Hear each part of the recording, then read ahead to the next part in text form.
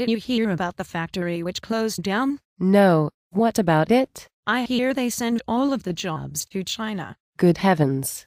That is terrible. We really must do more to protect American jobs. No.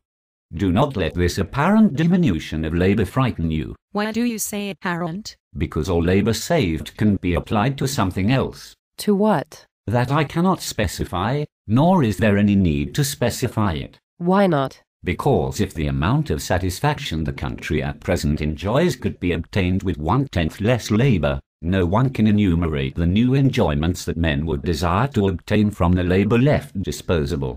One man would desire to be better clothed, another better fed, another better educated, another better amused. What will be the effect if we protect American jobs? That is not an easy matter. Before entering on consideration of the more complicated cases, we must study it in a very simple one. Take as simple a case as you choose. Sometime after Robinson Crusoe met Friday, they united their labor in a common work. In the morning they hunted for 6 hours, and brought home 4 baskets of game. In the evening they worked in the garden for 6 hours, and obtained 4 baskets of vegetables. One day a canoe touched at the island. A good-looking foreigner landed, and was admitted to the table of our 2 recluses. He tasted and commended very much the produce of the garden, and before taking leave of his entertainers, spoke as follows: "Generous islanders, I inhabit a country where game is much more plentiful than here, but where horticulture is quite unknown. It would be an easy matter to bring you every evening 4 baskets of game, if you will give me in exchange 2 baskets of vegetables." At these words Robinson and Friday retired to consult, and the debate that took place is too interesting not to be reported extensively. What do you think of it? If we accept the proposal, we are ruined. Are you sure of that? Let us consider. The case is clear. Crushed by competition, our hunting as a branch of industry is annihilated. I beg your pardon, sir. For in order to have game we must part with vegetables. Then what shall we gain? The 4 baskets of game cost us 6 hours' work. The foreigner gives them to us in exchange for 2 baskets of vegetables, which cost us only 3 hours' work. This places 3 hours at our disposal. Say, rather, which are subtracted from our exertions. There is our loss. Labor is wealth, and if we lose a 1/4 part of our time we shall be less rich by a 1/4. You are greatly mistaken, my good friend. We shall have as much game, and the same quantity of vegetables, and 3 hours at our disposal into the bargain. This is progress, or there is no such thing in the world. You lose yourself in generalities. What should we make of these 3 hours? We would do something else. Ah, I understand you. You cannot come to particulars. Something else, that is easily said. We can fish, we can ornament our cave, we can read the Bible. Utopia. Is there any certainty that we should do either the one or the other? Very well, if we have no wants to satisfy we can rest. Is repose nothing? There are also political reasons for rejecting the interested offers of the perfidious foreigner. Political reasons? By this traffic we should place ourselves in a situation of dependence upon him. And he would place himself in dependence on us. We should have need of his game, and he of our vegetables, and we should live on terms of friendship. Suppose the foreigner learns to cultivate a garden, and that his island should prove more fertile than ours. Do you see the consequences? Yes.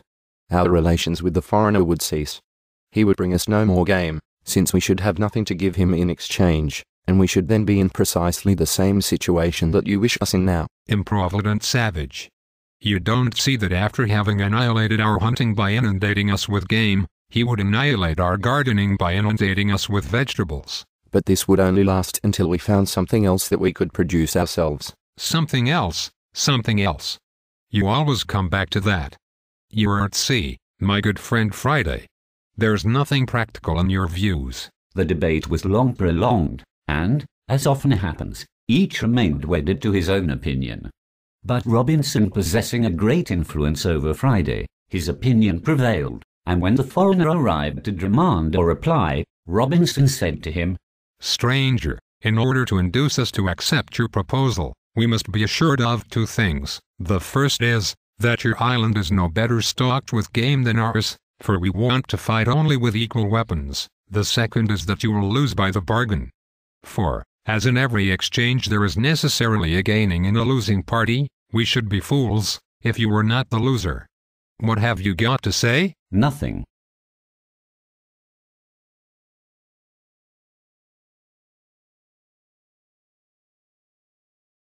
The story would not be amiss if Robinson were not made to argue so very absurdly. He does not argue more absurdly than the editorial pages of the New York Times. So, according to you, these arguments, which are so untenable in the mouth of Robinson, are equally untenable when urged by our protectionists. Yes, only the error is better concealed under a complication of circumstances. Then, pray, let us have an example taken from the present order of things. With pleasure. In America, owing to the exigencies of climate and habits, cloth is a useful thing. Is the essential thing to make it, or to get it? A very sensible question, truly. In order to have it, you must make it. Not necessarily. To have it, someone must make it, that is certain. But it is not at all necessary that the same person or the same country that consumes it should also produce it. You have not made that stuff which clothes you so well. America does not produce the coffee on which our citizens breakfast. But I buy my cloth, and America its coffee. Exactly so. And with what? With money. But neither you nor America produce the material of money. We buy it. With what? With our products. It is then, in fact, your labor that you exchange for cloth, and American labor that is exchanged for coffee.